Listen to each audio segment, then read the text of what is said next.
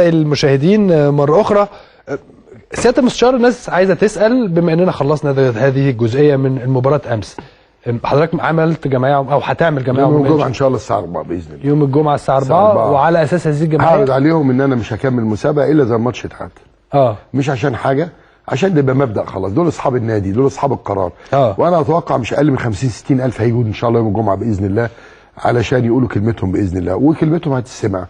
يعني قالوا كمل يبقى هتكمل، هنكمل، هنمشي على طول.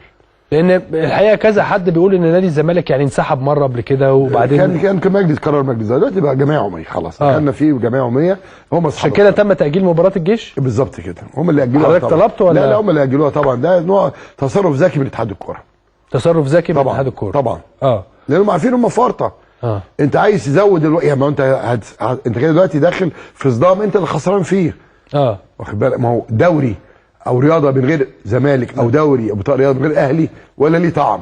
مظبوط. واخد بالك؟ يعني انا قلت قبل كده لما الاهلي بيلاعب انبي قالوا يتمنى مين يكسب عشان تقابله في الكاس، قلت لهم طبعا الاهلي، لان انا باخد البطوله من الاهلي غير ما اخدها من انبي، مع احترامي طبعا لنادي انبي. تمام. الاهلي نفس الشعور، ما بيحسش بالمتعه الا لما بيغلب الزمالك او ياخد بطوله من الزمالك.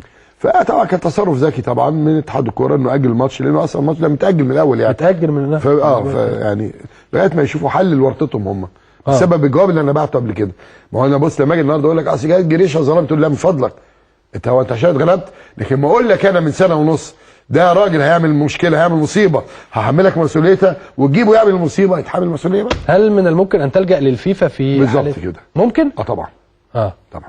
يعني ممكن حضرتك تطور، يعني حضرتك مش هتسكت على الموضوع؟ لا انا خالص المره دي يبقى في الا اذا يوم الجمعه الجمعيه العموميه قالت لا خلاص كمل. لا تقولوا جمعيه عموميه اقول لها تعظيم سلام. لكن انا طبعا لو لم تكتمل الجمعيه العموميه بقول لك مش اقل من 50,000 هيجوا. لو يعني لاي ظروف. طب انا بقول لك لو جه اقل من 50,000 انا همشي انا. انا واثق في اعضاء النادي وعضوات النادي ثقه مطلقه. بقول لك 50,000. انا واثق هيجي يوم الجمعه اللي جايه دي 50,000 عضو عامل في النادي وعضو عامله. على وجودهم او على قرارهم حضرتك همشي طبعا. هم اصحاب النادي، هم فوق دماغنا.